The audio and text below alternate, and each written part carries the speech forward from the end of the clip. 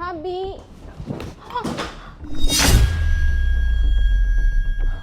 क्या गिरती पड़ती आती है, चलना नहीं आता क्या तुझे? क्या करूं मम्मी, आपने ये सीढ़ियां पता नहीं कैसी बनवाई हैं। जब भी आती हूँ ना मेरा तो पैर ही फिसल जाता है। भाभी ये देखो, मैं आपके लिए साड़ियाँ लेकर आई हूँ। अरे इतनी साड़ियाँ? बस मम्मी घर की सफाइयाँ कर रही थी, साड़ियाँ निकली, मैंने सोचा भाभी को अभी दे आती हूँ, कहाँ संभाल लूँगी। ये तो अच्छा किया अंजलि, जो तू साड़ियाँ अभी उठा के ले आई। तेरी भाभी अभी मेरे साथ बहस ही कर रही थी कि मेरी बुआ के लड़के की शादी है, मुझे कोई 2-4 साड़ियाँ ले दो। अब 2-4 क्या उठा, 20-25 साड़ियाँ आ गई हैं। अब मत दिमाग खराब करना मेरा। पर मम्मी। परवर क्या, ये साड़ियाँ उठा अंदर रख और मेरी बेटी के लिए चाय बना। अंजलि इतनी साड़ियाँ? और मम्मी बस सफाइयाँ कर रही थी, साड़ियाँ निकाल दी फिर मैंने सारी की सारी।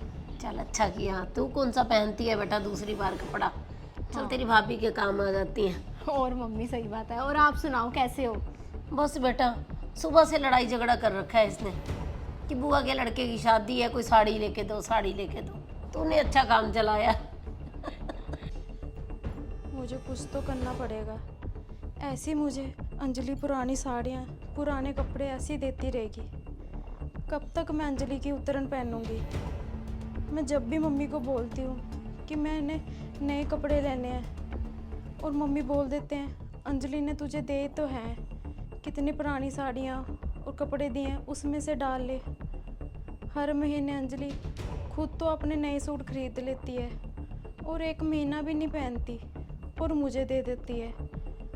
और हर फंक्शन में जब भी अंजलि की साड़ी पहन कर जाती हूँ और मम्मी ऐसे ही बोलते हैं ये साड़ी ना मेरी बेटी की है। ऐसा कब तक चलेगा? अरे क्या कब तक चलेगा? देखो आज फिर अंजलि ने अपनी पुरानी साड़ियाँ दे दी। ऐसा कब तक चलेगा? आप क्यों नहीं कुछ बोलते? ज्योति, ये ना तेरा और अंजलि का ना आपस का मामला है, तो तुम आपस में ही देखो। मैं तुम दोनों की बात में नहीं आना चाहता। इसलिए तो मैं नए कपड़े खरीद ही नहीं पाती। जब भी मैं अंजलि की साड़ी पहन कर जाती हूँ कोई फंक्शन में, तो मम्मी सभी को यही बताते हैं कि ये अंजलि की साड़ी है। और कई लोगों ने तो मुझे यही पूछा है कि आपके पति की इतनी सैलरी नहीं है जो आप कपड़े खरीद सको, क्यों अपनी ननद के पुराने कपड़े डालती हो? ज्योति, अगर तुझे ये सब कुछ इतना ही बुरा लगता है ना, तो तू सीधे मुंह अंजलि को एक बार मना कर दे। ज़्यादा से ज़्यादा क्या होगा, कुछ दिन के लिए अंजलि तुझसे बात नहीं करेगी, लेकिन तेरा तो इन सब से पीछा छूट जाएगा ना।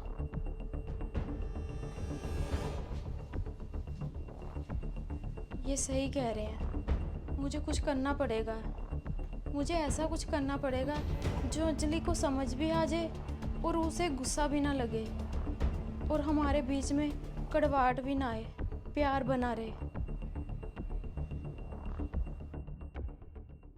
अरे तेरी भाभी तो बड़ी किस्मत वाली है जो उसे तेरे जैसी ननद मिली है। अरे हमारी ननदों ने तो आज तक हमें कुछ भी नहीं दिया, सिर्फ लेने के लिए आती हैं यहाँ पे, लेने के लिए।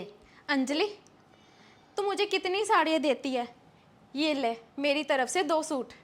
ये ना मेरी शादी वाले सूट हैं, मुझे ना टाइट हो गए, मैं मोटी हो गई, तो तू पहन लेना, तुझे आ जाएंगे।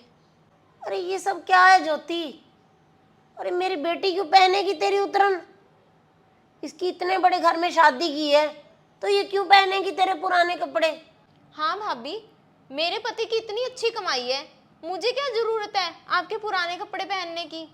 तो मैं भी अंजलि के पुराने कपड़े क्यों पहनूं?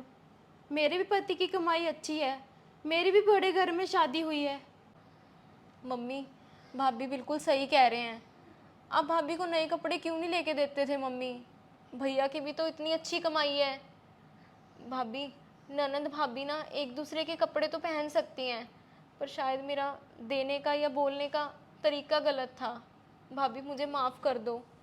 और भाभी आप अगर मेरे कपड़े पहन सकते हो ना तो मैं भी आपके सूट पहनूंगी, पर भाभी मुझे माफ़ कर देना प्लीज़। और बहू मुझे भी माफ़ कर दे। चल जाके तैयार हो जा, तेरी बुआ के लड़के की शादी है ना, चल तेरी अच्छी सी शॉपिंग करवाते हैं।